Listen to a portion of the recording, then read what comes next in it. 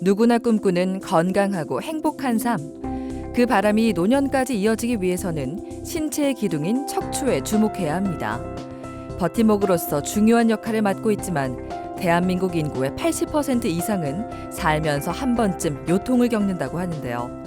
기대 수명이 점점 늘어나는 만큼 척추에 생긴 문제가 빨리 해결되지 않으면 오랜 시간 동안 고통 속에 갇혀 살아야 할 수도 있습니다. 견디고 침도 맞고 주사도 맞고 약도 먹고 별짓 다 해도 안 돼요. 결국은 수술을 못 걸을 정도 되니까. 처음에는 30분 걷다가 또 10분도 못 걸을 정도고 지금. 수술을 받은 모든 환자가 여생을 편안하게 보내는 건 아닙니다. 재발하는 경우가 있기 때문이죠. 싱크대도 못 썼어요. 너무 아프고 통증이 심했어요. 뭐라 할까 막 통증도 그리 아플 수가 없어요. 막 너무 막 고통이 심해. 되돌려받은 줄 알았던 일상은 언제부턴가 다시 무너져 내리기 시작했습니다. 이번에야말로 가장 적합한 치료법을 찾아야 합니다.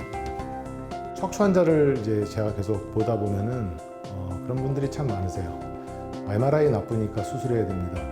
되게 위험하니까 수술해야 됩니다. 물론 이게 척수 관련된 마비와 관련된 질병일 경우에는 당연한 이야기인데 요추는 조금 다른 부분이에요. 요추는 중추신경이 없고 말초신경만 있기 때문에 가장 중요한 거는 엑스레이나 MRI 같은 진단 도구들은 일종의 우리가 참고하는 수준이 되는 거고요.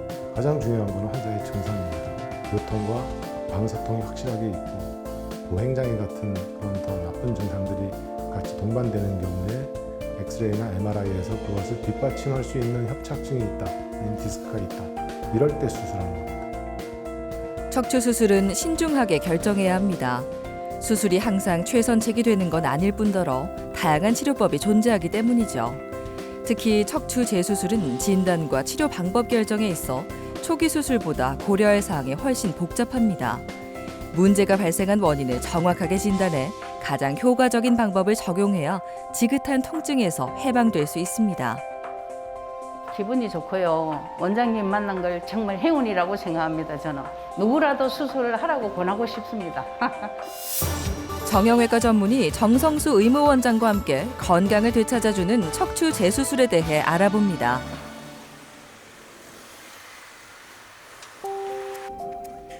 민전래 씨는 척추 재수술을 앞두고 있습니다. 첫 번째 수술을 한 지 10여 년이 흐르자 통증이 다시 시작되고 말았죠.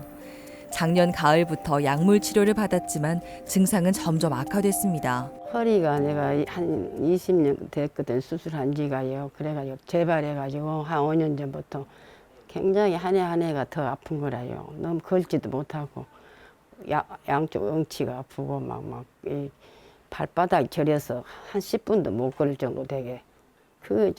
주방에서 설거지 같은 거 하고 그거 할 때도 발이 저려서 앉아서 해야 되겠고 뭐 음식 만드는 것도 그렇고 굉장히 불편한 점 너무 많아요. 이분 상태는 이제 예전에 한 18년, 19년 전에 척추 4, 5번, 요추 4, 5번 협착증이 있어서 이제 다른 병원에서 수술했던 환자고요. 그때 4번, 5번에 이제 그 소위 말하는 나사를 넣어서 유합 수술을 했었어요. 예, 그리고서는 한 15년, 12, 13년 잘 지내시다가 한 5, 6년 전부터 이제 협착 그 3, 4번 위에, 그러니까 4, 5번 수술한 바로 위에 3, 4번에 협착증이 다시 생겨서 이제 그동안 점점 증상이 악화됐었고요. 최근에는 이제 5분 정도 걷기도 힘든 이제 그런 상황이 됐습니다. 통증을 유발하는 원인 디스크를 제거하고 인공뼈를 삽입해 나사못으로 고정한 흔적이 남아 있습니다. 이번에는 수술 부위의 왼쪽 마디에 협착이 생겨 다시 치료가 필요해졌습니다. 척추 유합술은 통증의 원인이 원천 제거되고 유합된 척추 부위가 수술 전보다 튼튼해지기 때문에 빨리 움직일 수 있다는 장점이 있습니다. 하지만 수술이 잘 끝난 것과는 별개로 수술 부위와 인접한 위아래 마디에 부담이 커져 다른 문제가 발생할 위험이 따르기도 하죠. 물론 체질에 영향을 받는 경우도 있습니다.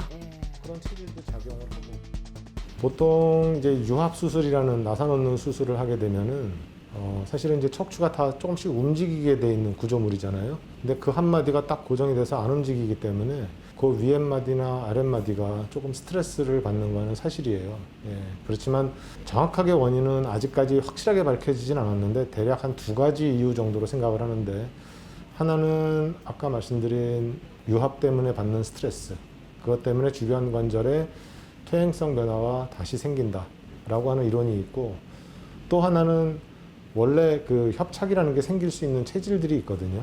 근데 그런 체질이 이 한 마디를 수술에 따라서 바뀌는 건 아니니까 다른 마디에도 역시 작용을 해서 거기도 협착이 생기는 거다. 뭐 이렇게 2가지 이론을 가지고 얘기를 하는데, 확률은 우리가 1년에 3% 정도로 보고요. 10년 동안 30% 정도 발생하는 걸로 현재까지는 알려져 있습니다. 지금 그 위에 3번, 4번 생기긴 했는데 그게 많이 흔들리거나 척추뼈가 어긋나거나 뭐 이런 상황이 아니기 때문에 지금은 핀 박을 필요는 없을 것 같아요. 예, 그래서 그 좁아져 있는 부분 이렇게 넓혀서 조금 신경이 좀 잘 지나가게 하면은 지금 환자분의 상태를 얼마만큼 정확하게 파악하고 어떻게 해드리냐, 그게 사실 제일 중요합니다.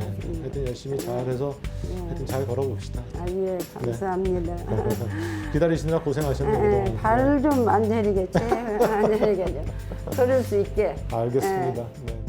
그 수술 후 통증이라는 게 새로 생긴 통증이냐, 수술 전부터 갖고 있던 통증이냐, 거기에 대해서 이제 우리가 충분히 알고 있어야 되거든요. 재수술, 그러니까 처음에 유합 수술을 하고 그 윗부분을 다시 수술하는 그런 수술의 경우는 처음에 수술한 이후로 최소한 6개월 이상 증상이 호전돼서 괜찮은 기간이 있어야 되고, 2번째는 요통뿐만이 아니라 방사통이 같이 있어야 됩니다. 그러니까 그런 것들이 우리가 2번째 수술을 결정할 때 어떤 원칙적인 이유가 될 수 있습니다. 미세 현미경을 이용한 요추 감압술을 시행합니다. 등 쪽을 최소 절개한 뒤 미세 현미경으로 문제 부위를 확대해 보는데요. 신경 압박을 유발하는 두꺼운 뼈와 인대를 부분적으로 제거해 척추관을 넓혀줍니다. 반대편에 있는 척추관까지도 접근해 병변을 제거할 수 있죠. 이제 유합술이라고 하는 거는 척추에 나사를 넣어서 고정을 시키는 거고요. 이 모형을 보면은 여기 이제 척추 앞에 추체라는 것이 있고 뒤쪽에 후궁, 이런 구조물들이 있는데 여기다가 신경을 피해서 나사를 넣는 거거든요. 나사를 넣어서 고정을 시키게 되는데, 그거는 기본적으로 우리가 척추가 불안정하게 흔들릴 때, 아니면 우리가 감압 수술을 할 때 이 뒤에 보이는 이 후관절이라는 관절이 있는데 이 관절을 과도하게 제거를 해야만 신경이 풀어진다. 그러면 현재는 불안정하지 않지만 이게 감압 수술을 한 이후에 척추가 불안정해질 수 있는 거거든요. 그래서 처음부터 아예 척추가 불안정하거나 수술 이후에 불안정한 것이 생길 가능성이 높을 때, 이럴 때 이제 우리가 나사못을 넣어서 고정시키는 유합술을 하는 거고요. 그 외의 경우는 다 감압술을 해야 됩니다. 그런데 아직도 요통이 있다 그러면 무조건 나사를 넣어서 고정해야 된다, 이렇게 생각하시는 분들이 있어서 그거는 조금 안타까운 사실입니다. 전신 마취를 하지 않아 고령 환자에게도 부담이 적은 미세 현미경 감압술. 주변 근육을 포함한 조직 손상도 최소화하기 때문에 일상으로 빨리 복귀할 수 있을 겁니다. 민전래 씨가 가벼운 걸음을 떼면서 밝게 웃는 날을 기대해 봅니다. 계획했던 대로 이제 3번, 4번의 감압 수술만 시행했고요. 감압 수술이라는 건 사실 따져보면 우리 척추관 내에 이 원래 있는 황색인대라는 구조물이 두꺼워지면서 그게 신경을 압박하기 때문에 좁아지는 거거든요. 그래서 그 외에도 이제 후관절이라는 부분이 이렇게 비우돼서 나오는 부분이 있으면 좀 깎아내서 좀 척추관을 더 넓히게 되는데, 이 환자 같은 경우는 주로 황색인대만 제거하면서 척추관을 넓혔습니다. 보행 시작하면은 빠른 속도로 회복이 돼서 걸음 걷는 거나 이런 것들이 많이 좋아지긴 합니다.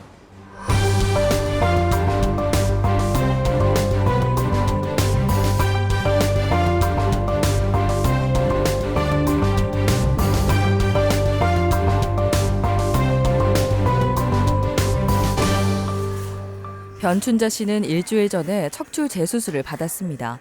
첫 번째 수술을 받은 건 약 20년 전인데요. 2년 전부터 통증이 재발하기 시작해 하지 방사통으로 인한 보행장애로 힘겨운 나날을 보냈습니다. 제가요, 수술 전에는 걷는 게 너무 힘들어서 한 15분, 20분 사이면 한참을 쉽니다. 쉬고 또 쉬었다 걷고 그런 거를 1시간 반을 거의 일주일에 한 5번은 운동을 했습니다. 왜?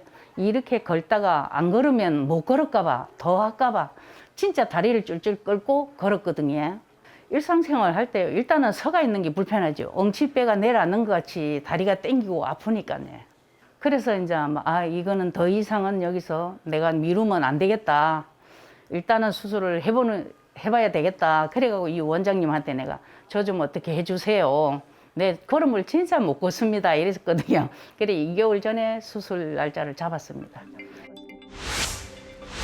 유합수를 받은 부위 위쪽에 문제가 생겼습니다. 협착이 심해 일상이 망가질 수밖에 없었는데요. 재수술이 필요한 상황이었습니다. 19년 전 4번, 5번 유합 수술 했었고요. 2번, 3번 하고 3번, 4번. 그러니까 수술했던 곳 위에 2개가 협착이 다시 생겨서 이분도 걸음 걷기가 많이 불편하셨어요. 한 본인 말로는 한 30분 정도 걷다가 쉰다 하셨는데 그거보다는 조금 더 아마 힘들지 않았었나 싶고요. 이번에 수술하게 됐습니다. 감압술을 선택해 통증의 원인을 해결해 줬습니다. 이제는 가벼운 걸음을 뗄 수 있을 정도로 회복됐죠. 수술에 대한 심적 부담감을 떨쳐내고 다시 한번 용기를 낸 덕분입니다. 지금은요, 그 아프기 전과 비교를 한다면 한마디로 표현하면 날아갈 수도 있다. 기분은 그렇게 좋습니다. 걸어도 그러니까 엉치가 내려앉는다든가 걸는데 뭐 장애가 와서 내가 너무 아프면 못 걷겠다. 재죽을 떼는데 그런 마음이 없습니다. 그래서 내가 너무 잘했다라고 생각을 합니다. 지금은 쉬지 않고 잘 걸을 수 있으세요? 지금 뭐 10을 놓고 보면 한 8 정도는 좋아졌다고 봅니다. 그런데 나머지는 내가 운동으로 극복해야 하지 않을까 이 생각을 하고 있습니다. 저는 지금. 의지가 있으시니까 잘 하시겠네요. 네. 하여튼 열심히 하겠습니다. 이 협착증이라는 게 예. 신경 진환율이 이렇게 좁아진 거 아니에요? 예. 근데 이게 특이하게 사람이 딱 주저앉으면은 이게 조금 넓어져요. 네.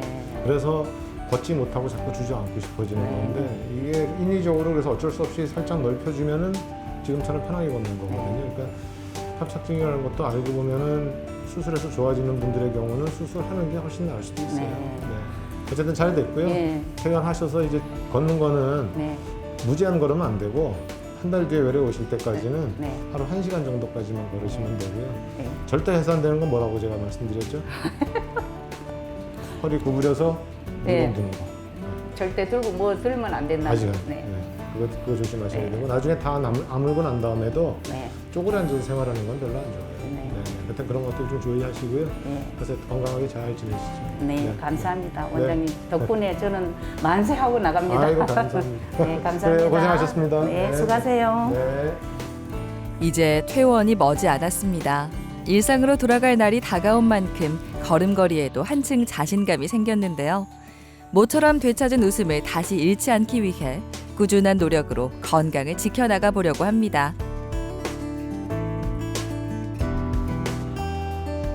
이렇게 걸어보시니까 좀 어때요? 기분이 좋고요. 원장님 만난 걸 정말 행운이라고 생각합니다. 저는 누구라도 수술을 하라고 권하고 싶습니다. 그 이전에 좀 못 걸었을 때 마음이 많이 답답했어요. 예, 답답하지요. 조금만 걸어도 아프고 앉아야 되니까 어디 앉을 데가 없나 이것만 보게 되고요. 지금은 막 한참 걸을 것 같습니다.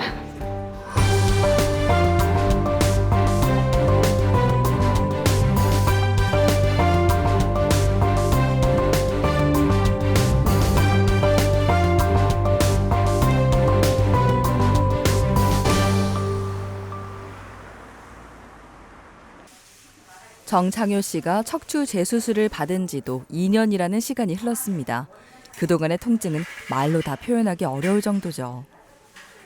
허리 처음에는 4, 5번 빼를 15년 전에 했는데 그 위에 또 3, 4번인가 위에가 그게 막 협착이 돼가 5m를 못 걸었습니다. 발이 틀어지고 막 아팠어. 너무너무 아파가지고. 요추 4번, 5번에 이어 3번, 4번에 생긴 문제는 극심한 통증으로 이어졌습니다. 조금만 움직여도 고통에 시달려 정상적인 활동을 할 수 없는 상태였죠. 싱크대도 못 썼어요. 너무 아프고 통증이 심했어요. 주지 않는 그것뿐이 안 돼. 앉는 것뿐이 안 돼. 자세가 이래 안 돼. 80대의 고령이기 때문에 약물로 통증 호전을 기대해봤지만 사라질 줄 모르는 방사통을 개선하고 보행거리를 늘리기 위해서는 수술적 치료가 불가피했습니다. 사실은 제가 한 10년 넘게 전에 다른 지역에 있을 때 제가 수술했던 분이세요. 제가 부산 왔을 때가 그분 수술하고 한 7년 됐던 걸로 제가 기억을 하고요. 걷는 게 조금씩 이제 불편해지기 시작하고 통증이 있어서 약을 드리면서 계속 쭉 이제 관찰을 했었는데 그 이유가 이제 연세가 좀 있으시거든요. 한 2년 정도 시간을 끌었는데 보니까 마지막에 오셨을 때는 그분 표현대로 하면 3초도 못 걷겠다. 3초도 서 있기 힘들다. 뭐 이런 말씀을 하셔서 아, 연세가 있으셔도 이거는 더 기다릴 수는 없는 상황이구나 라고 판단해서 그때 수술하게 되었습니다. 고령 환자에게 부담이 적은 감압술을 시행한 결과 지긋지긋한 통증이 사라지기 시작했습니다. 약도 거의 복용하지 않고 있죠. 요즘 굉장히 좋아하세요. 예, 걸음도 잘 걸으시고요. 이제 무릎이 좀 안 좋으셔서 조금 불편하신 부분이 있는데 그거 빼놓고는 걸음도 잘 걸으시고 허리도 이렇게 반듯하게 펴지셨고 보니까 뭐 아주 건강하게 잘 지내고 계십니다. 현재까지 잘 걸을 수 있는 건 정창효 씨가 걷기 운동을 게을리하지 않았기 때문이기도 합니다. 올바른 자세로 꾸준히 걷는 것만으로도 척추 건강에 큰 도움이 됩니다. 현재는 아침 조깅 1시간 합니다. 그건 싱크대 앞에 요즘은 1시간 서가 있어도 괜찮고 너무 오래 서가 있으면 조금 그거 해서 좀 앉았다 일어서면 괜찮고. 좀 긴장 푸시고 이 화면 봐주시면 되고요. 이게 어떤 운동이냐 하면은 중력을 대항해서 허리를 잡고 있는 심부 근육들을 강화시키는 운동이에요. 그럼 수술하고 나면은 인대나 근육이 많이 약해져 있을 거잖아요. 맨바닥에서 이렇게 운동하는 것보다 이 중력을 이용해서 하는 운동이 상당히 효과가 있어요. 그래서 지금부터 할 건데 화면을 잘 봐주고 그다음에 배는 안쪽으로 충분히 넣어주세요. 배를 앞으로 쭉 내지 말고 안쪽으로 살짝 당겨서 안으로 넣어보세요. 호흡은 자연스럽게 하시면 됩니다. 알겠죠? 그리고 이 자세를 계속 유지하려고 해주시면 돼요. 알겠죠? 360도 회전과 0도에서 60도의 경사도를 이용하는 3D 공간 회전 척추 재활 장비로 척추 안정화에 도움을 줍니다. 심부 근육을 강화하는 것뿐만 아니라 척추 균형을 분석하고 평가할 수도 있죠. 일상에서 쉽게 따라할 수 있는 운동법도 배워봅니다. 자, 허리 운동에서 가장 좋은 게 뭐냐면 엉덩이 드는 거, 브리징인데 자, 엉덩이를 높이 한번 들어보세요. 최대한 더 높이, 더 됐어. 배는 안쪽으로 최대한 넣어주고 자, 이 자세를 최대한 유지해 주시면 돼요. 지금 많이 떨리잖아요, 그죠? 그죠? 그러면 허리를 잡고 있는 근육이나 인대가 억수려 약하다는 뜻이거든요. 자, 이걸 한 30초 정도 유지할게요. 자, 천천히 내리고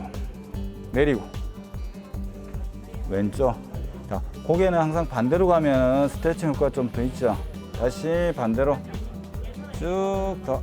그렇지.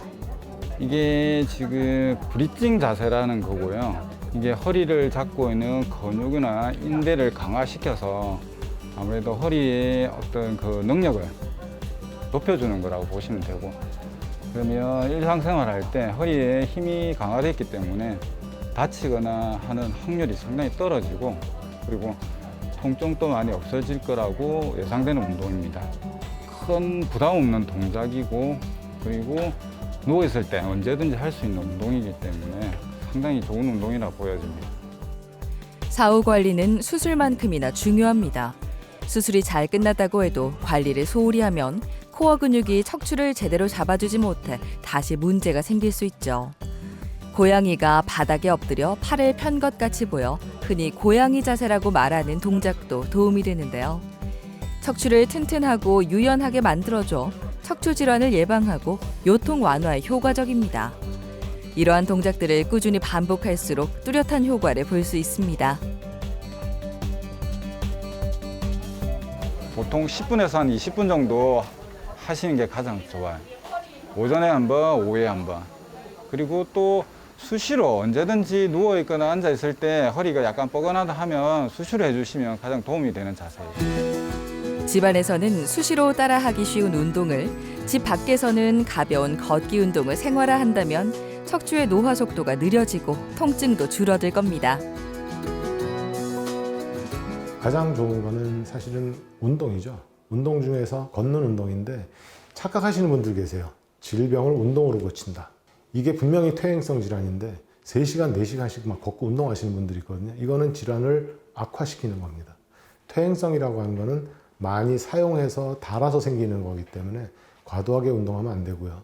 가장 적절한 운동량은 1시간 이내로 걷는 거고 일주일에 2번 정도는 쉬어주는 그런 운동들이 확실하게 이런 근력을 좋게 해주고 뼈를 좋게 해주고 신경계통의 건강을 좋아지게 하기 때문에 도움이 되는 그런 운동들입니다. 척추 질환은 삶의 질을 떨어뜨리는 주범 중 하나입니다. 하지만 어떤 치료를 받아야 할지 고민하느라 대처가 늦어지는 환자가 많은데요. 혼자 끙끙 앓기보다는 조기에 정확한 진단을 받아 가장 적합한 치료법으로 밝은 미소를 되찾아 보시길 바랍니다. 가끔 그런 분들 계세요. 나 되게 많이 아프니까 빨리 수술해달라. 사실 그거는 적절하지 않습니다. 왜냐하면 수술을 하거나 무슨 치료를 하거나 간에 가장 우리가 갖고 있는 큰 목표는 그 증상을 좋아지게 하는 거거든요. 안 될 경우에는 수술을 해서 좋아지게 할 수는 있겠지만 수술이 모든 것을 다 해결하는 그런 방법은 아니에요. 그렇기 때문에 가장 중요한 거는 사실은 기본에 입각한 겁니다. 그래서 기본적으로 약물 치료, 정 안 될 경우에 주사 치료. 그래도 안 되면 혹시나 수술해서 좋아지는 부분이 있으면 수술. 이런 원칙을 항상 의사도 갖고 있어야 되지만 환자들도 알고 계셔야 될 것 같아서 말씀드립니다.